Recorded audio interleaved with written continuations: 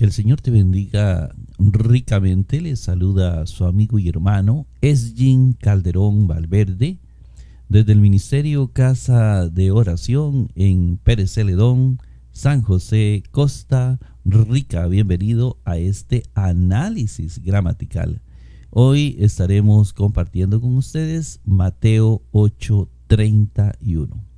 Antes de iniciar este interesante programa, quiero invitarlo para que se suscriba a mi canal de YouTube, para que utilice el diccionario digital excavadigital.com, que lo estaremos exponiendo en las diferentes partes del programa, y que es este. En tercer lugar, quiero invitarlo para que nos ayudes a evangelizar compartiendo este video en tus redes sociales. Oseas 4:6 dice: mi pueblo perece por falta de conocimiento. Los objetivos de este programa se esbozan en 3 preguntas que aparecen en su pantalla. La número 1, ¿qué dice el texto bíblico? La parte exegética.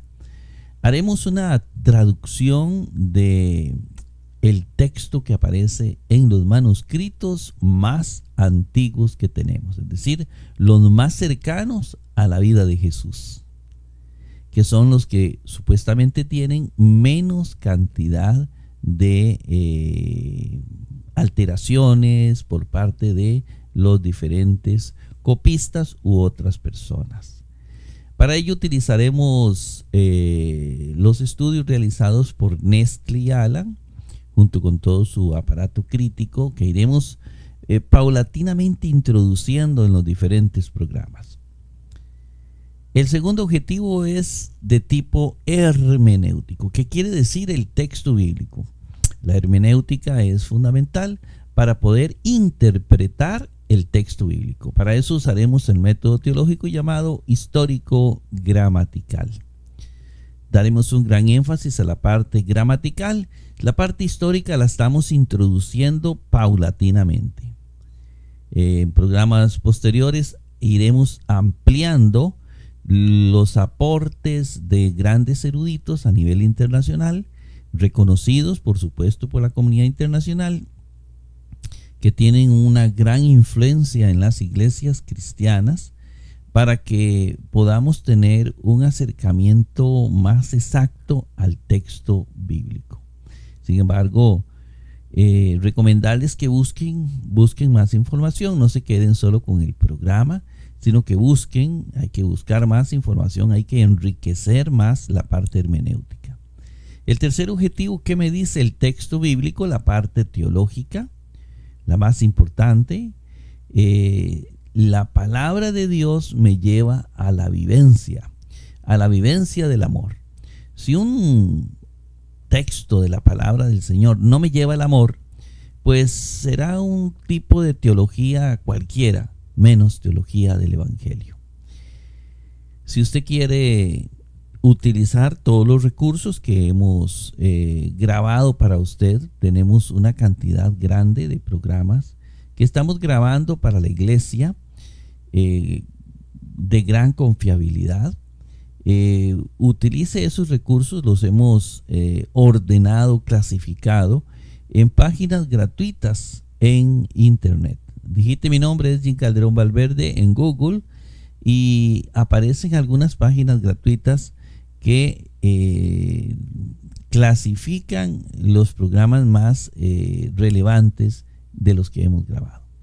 Literalmente Mateo 8:31 dice así, porque vamos a hacer la diferencia entre demones, daimones, ¿verdad? Los demones en griego, que son muy diferentes a los demonios, diferentes en estructura gramatical. Sin embargo, aparentemente son parecidos.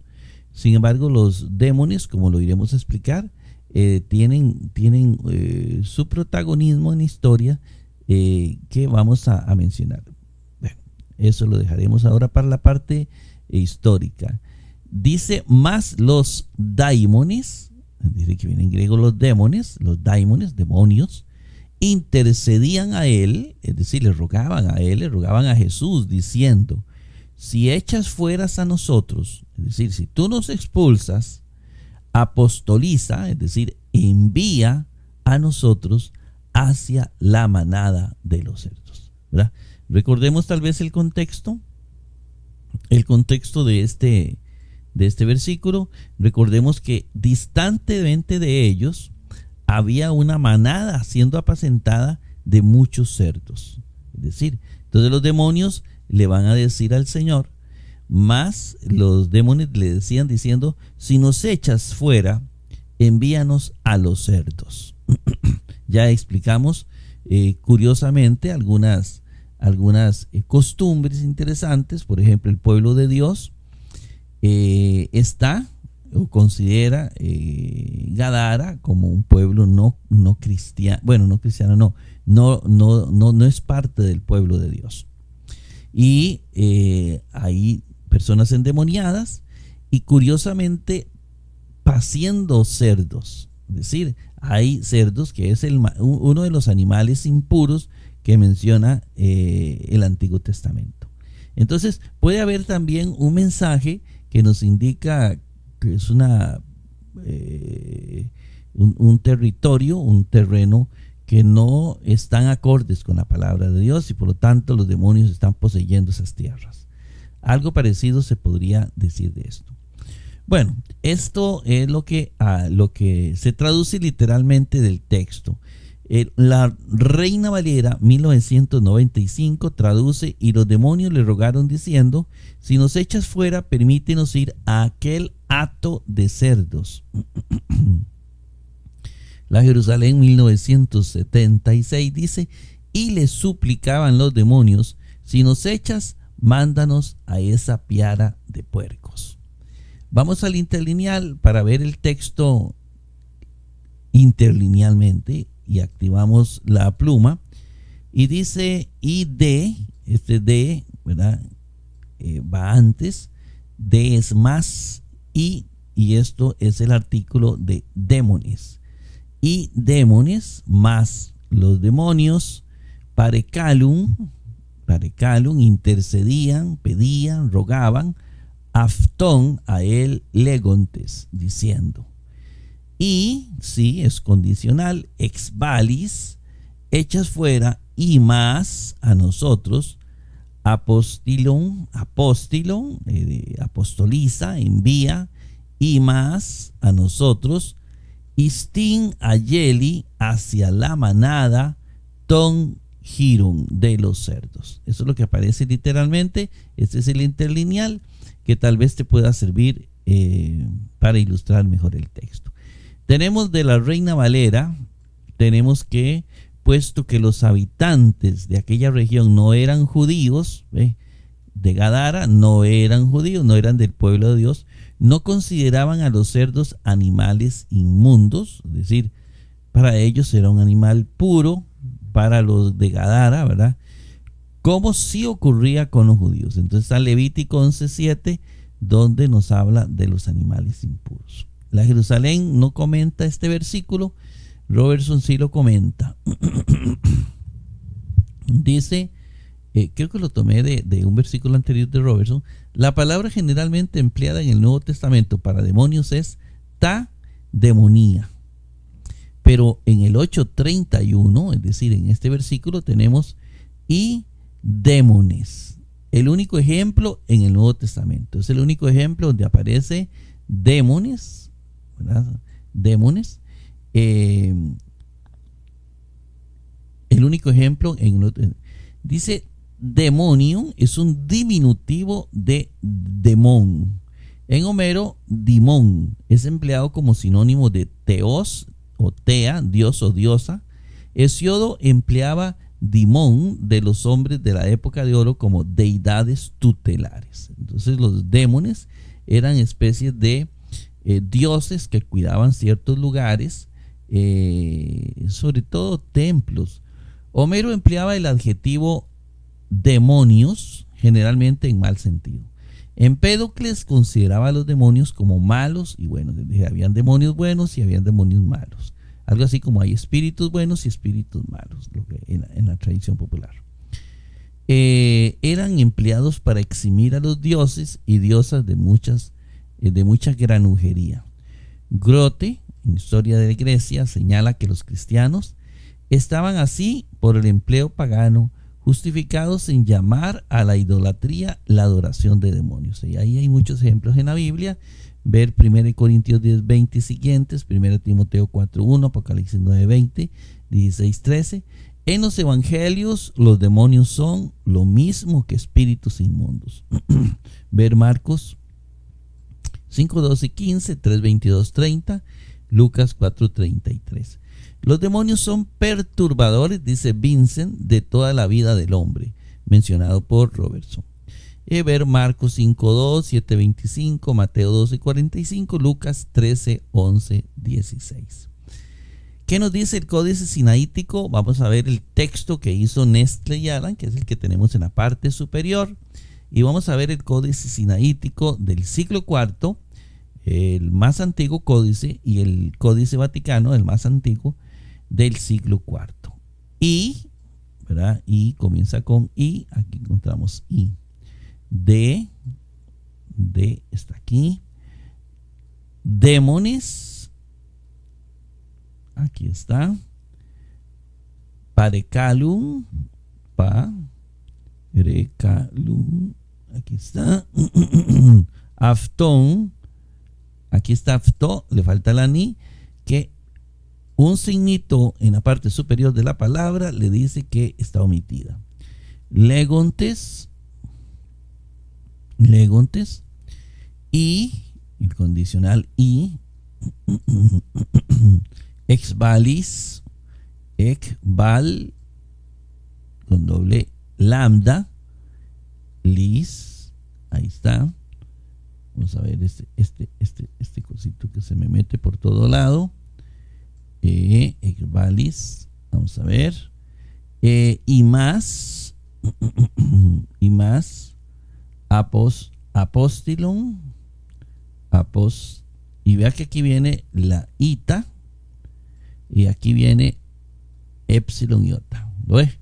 Entonces, ¿cómo se pronuncia? Ya habíamos dicho en varias ocasiones que aparentemente, bueno, eso es una de las características del sinaítico, que a veces como si alguien le estuviera dictando la palabra, o como si la persona lo tomara, lo guardara y lo escribiera como lo pronuncia. Pero sí hay una pronunciación. Aparentemente esto se pronunciaba como I, ¿verdad? Y esto podría ser un ejemplo de cómo se pronunciaba en el siglo IV, que era muy cercano al siglo I, ¿verdad? Long, aquí termina el long, ¿verdad? Apostilon, y más, is, Asia, ¿verdad? Is, tin, aquí está tin, ayelin, ton, aquí está ton, y joirón, ¿verdad? Que es quirón, joirón. Ahí tenemos el texto de Sinaítico. Vamos al texto Vaticano. Y dice igual, ¿verdad? I, a donde comienza el I, aquí está el I. D, aquí está el D. Demones, daí. Mones, aquí está. Parecalum, aquí está, completito. Aftón está aquí. Legontes está aquí. Y está aquí. Exvalis está aquí. Y más está aquí. Hasta aquí, ¿verdad? Apostilon,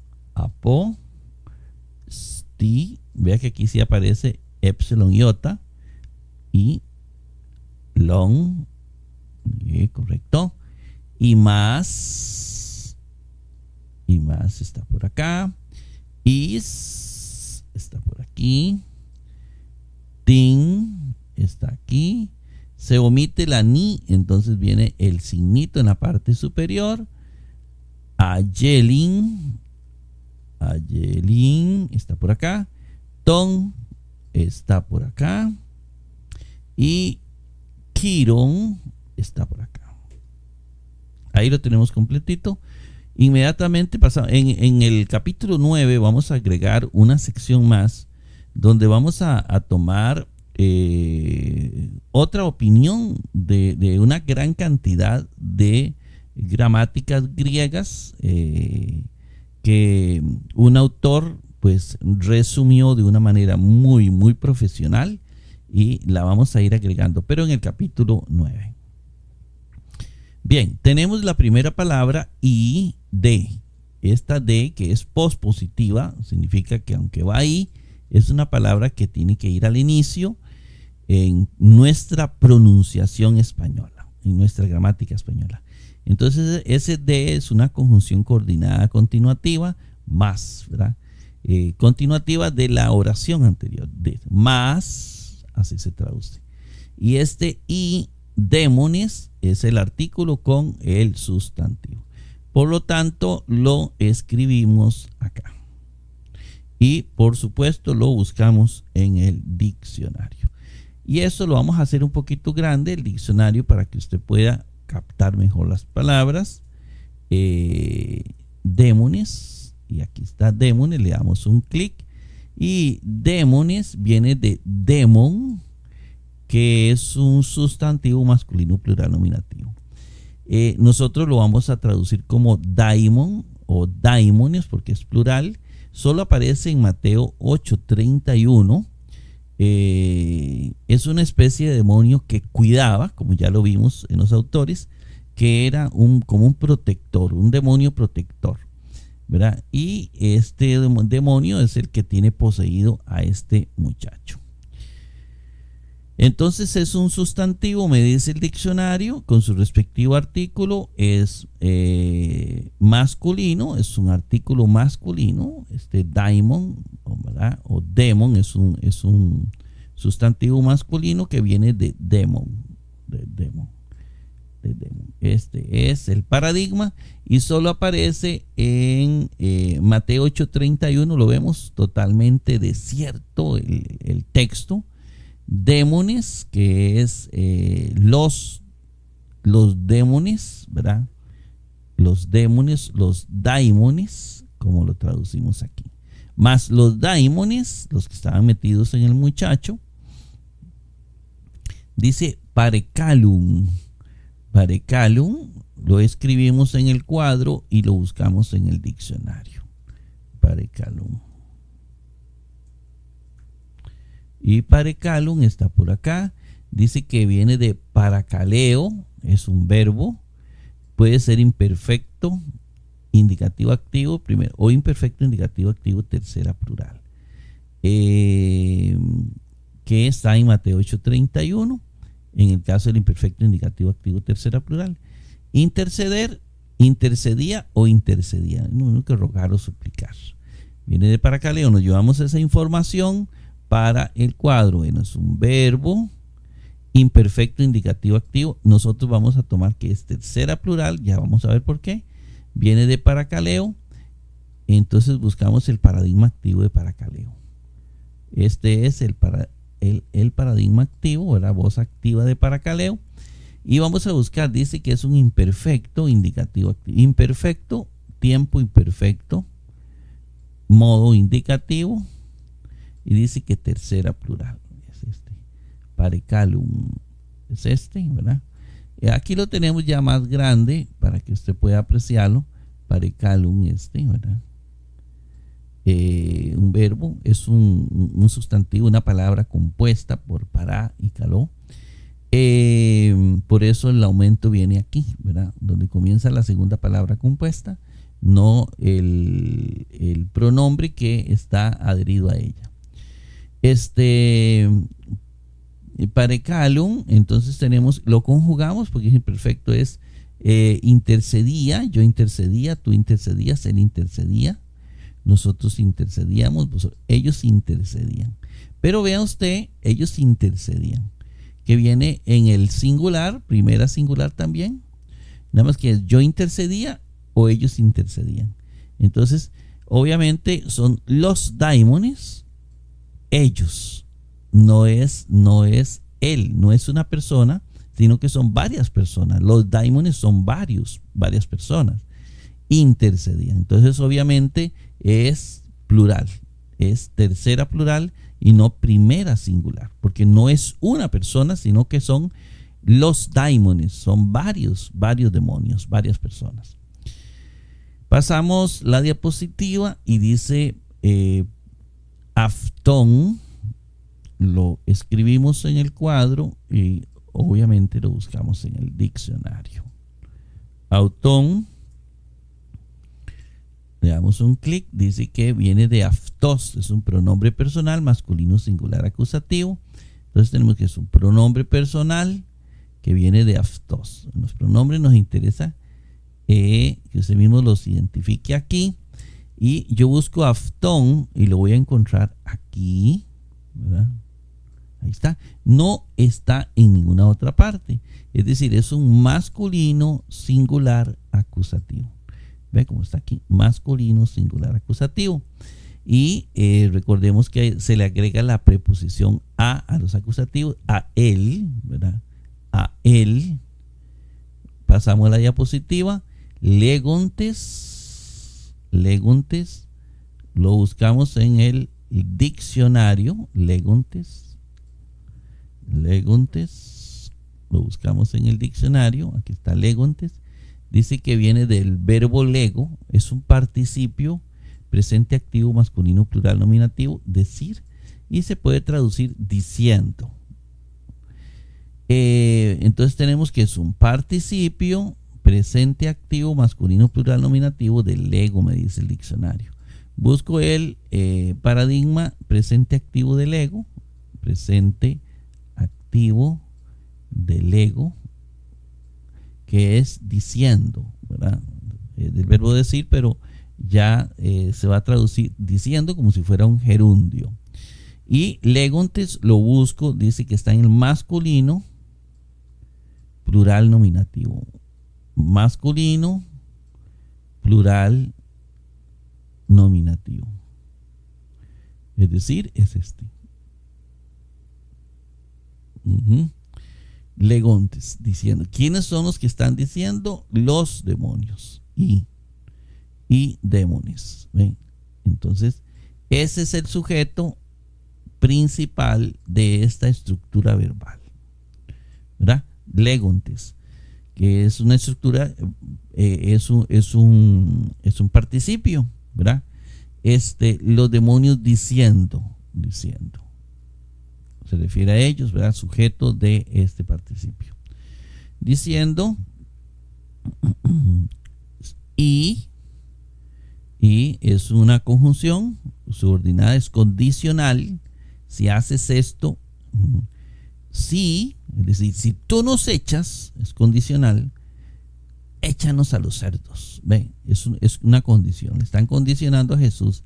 Si tú nos echas, entonces, y sí, y luego viene ex valis, que lo escribimos acá, categoría gramatical que sí tiene un paradigma y lo buscamos en el diccionario.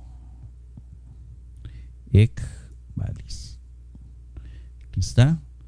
Entonces tenemos que viene de exvalo, verbo exvalo viene. Es un verbo presente indicativo activo tercera singular. Echar fuera, echas fuera, como presente indicativo activo, ya lo vamos a ir viendo en la conjugación. Verbo presente indicativo activo segunda singular, viene del paradigma exvalo. Buscamos el paradigma activo de exvalo, ¿verdad? Que es es activo, ve el color amarillo. Dice que está en el tiempo.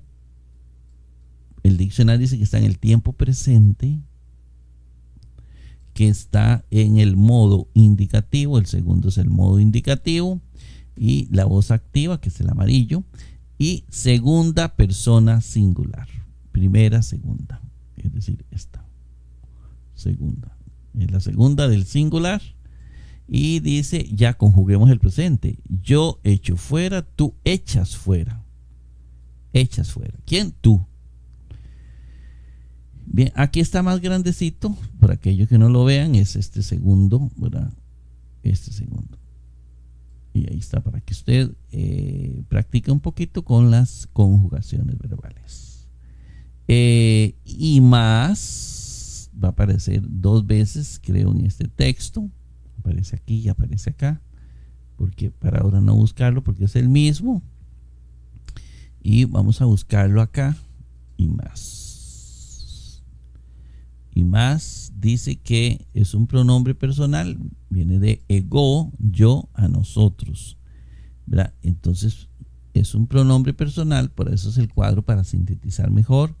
Viene de ego, busco el paradigma de ego, ¿verdad? Tiene masculino, femenino y neutro, nada más que se repite. Y más lo buscamos aquí y lo vamos a encontrar aquí. Es decir, es un plural acusativo. Plural acusativo, como es aquí. Pero podemos determinar el género, sí, claro. ¿De quién está hablando? ¿Cuál es el antecedente? Si echas a nosotros, son los démones, y los démones es masculino, por lo tanto es masculino, plural acusativo. A nosotros. ¿Por qué? Porque se le escribe una preposición a nosotros. Nosotros, de nosotros, para nosotros, a nosotros. A nosotros, así lo traducimos. Perdón, era este es el otro. A nosotros, este es este. Pasamos la diapositiva. Apóstilon, y vamos por este, ¿verdad? Apóstilon. Entonces apóstilon lo escribimos en el cuadro y lo buscamos en el diccionario. Apóstilon. Vamos a ver. Apóstilon, le damos un clic. Viene de apostelo, que es apostolizar. Es un verbo aoristo imperativo activo segunda singular y se puede traducir apostoliza o enviar. Entonces tenemos que es un verbo, me dice el diccionario, un aoristo imperativo activo segunda singular, apostelo, viene de apostelo. Busco el paradigma activo de apostelo. Aquí tenemos el paradigma activo de apostelo. Y el término lo voy a encontrar en el aoristo, tiempo aoristo, dice el diccionario, aoristo imperativo, es de orden. Este es el modo imperativo en la segunda singular. Recordemos que los imperativos tienen segunda y tercera, no tienen primera persona. Y es una orden, ¿verdad? Por ejemplo, en el caso de apostolizar, apostoliza tú, apostoliza. El otro sería que él apostolice.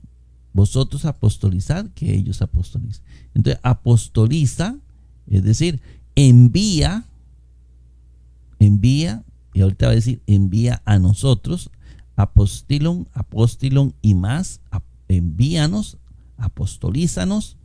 De ahí una palabra apóstol, de apostolizar, son enviados. Ahí dice envíanos. Es el mismo sentido de que la iglesia envía a sus apóstoles. Aquí Jesús envía a los demonios, a los cerdos. Es lo mismo, ¿verdad? En ese mismo sentido se usa. Aquí está el aoristo imperativo más grande, apóstilo, ¿verdad? Más grande para que usted lo pueda apreciar mejor. Pasamos la presentación, la diapositiva, perdón, y viene y más, que ya ese lo habíamos buscado, ¿recuerdan? Entonces no lo vamos a buscar. Pronombre personal, viene de ego, traemos ego, y más lo hemos encontrado acá, no aparece en ningún otro lado, es decir que es plural acusativo. Apostoliza a nosotros. ¿Quiénes son nosotros? ¿Cuál es el antecedente de ese nosotros? Son los demonios. Entonces, por lo tanto, es masculino. Masculino, plural, acusativo. Apostoliza a nosotros. Ese a es porque en el acusativo se agrega la preposición a antes del término. Es el que define el caso o la función de una partícula. Is es una preposición que se usa con acusativo. Es decir, todo esto va en una sola cosa. Porque esta es la preposición de este sustantivo. Hacia ya está definiendo la preposición. Is es hacia. Dice que es con acusativo, es decir, que va a ser aquí. Digamos así. Hacia ya está definiendo hacia y se agrega el sustantivo. Y tin, no hay que pasar todavía. Tin a yelling lo escribimos acá. Es el artículo con su respectivo sustantivo. Vamos a buscar la palabra en el diccionario. Ayelin, ¿verdad?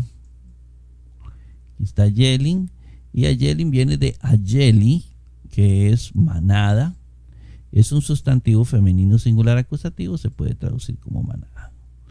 Y dice que es un sustantivo, me dice el diccionario, femenino. Por eso la estructura rosada. Viene de Ayeli, que es manada. Ayeli. Ahí la tenemos. Y buscamos tin ayelin. Tin ayelin. Tin ayelin fácilmente la vamos a buscar. Aparte que ya nos había dicho la preposición que iba a ser acusativa, ¿verdad? Entonces tin ayelin significa hacia la manada. Hacia la manada. ¿Ves? Con todo y preposición. Y luego viene ton hirun. Ton hirun. Ton hirun. Es el artículo con su respectivo sustantivo, ¿verdad? Buscamos hirun en el diccionario. Hirun dice que viene de kiros, que es cerdo, ¿verdad? Como es un sustantivo masculino plural genitivo de cerdos, un puerco, un chancho, un marrano, cada uno lo llama diferente. Es un sustantivo, dice el diccionario, masculino, es decir, por eso la estructura celeste viene de kiros. Traemos kiros acá a la pantalla y estos son los que tenemos en el Nuevo Testamento. ¿Y cuál es ton kirun? Es este. Ton kirun. Ve que viene el artículo con su respectivo sustantivo. Ton kirun. Entonces recuerde que se le agrega de o desde, ¿verdad? En la preposición como preposiciones al genitivo de los cerdos. Yo agregué de los cerdos. Y ahí, hermanos, termina el versículo 31. Que el Señor me lo bendiga ricamente y nos vemos en el 8:32.